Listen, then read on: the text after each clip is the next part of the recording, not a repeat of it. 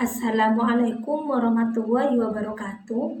Perkenalkan, nama saya Nabalatul Mukarromah, NPM 718212508 dari Fakultas Ekonomi dan Bisnis, Prodi Manajemen. Pertemuan kali ini saya akan membahas tentang manajemen biaya. Manajemen biaya adalah proses menemukan dan melaksanakan suatu proyek atau pekerjaan dengan cara yang benar.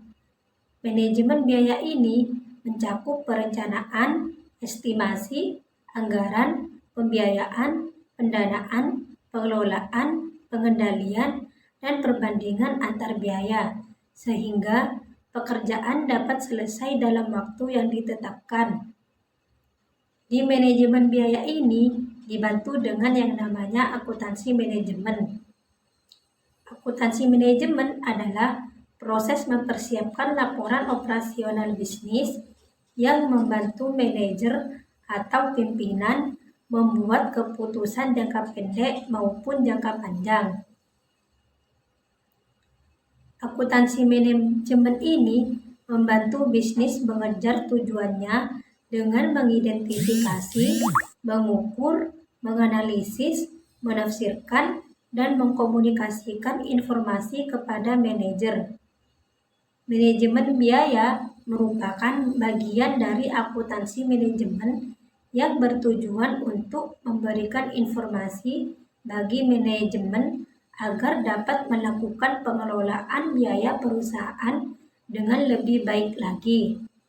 Dengan kata lain, tujuan utama dari manajemen biaya adalah efisiensi biaya. Apa saja konsep manajemen biaya? Yang pertama, nilai tambah. Yang kedua, konsep akuntansi aktivitas. Yang ketiga, konsep biaya target. Alur manajemen biaya. Yang pertama, perencanaan sumber daya. Perencanaan sumber daya berarti proses kepastian kebutuhan sumber daya di masa yang akan datang sebuah perusahaan atau ruang lingkup proyek tertentu. Dengan demikian, perencanaan sumber daya menjadi bagian tahap awal proyek. Sebagian besar perencanaan sumber daya menggunakan tenaga kerja manusia. Contoh, ketika seorang manajer harus menentukan setiap sumber daya, struktur rincian kerja, dan memperkirakan total biaya sumber daya yang diperlukan dalam sebuah proyek.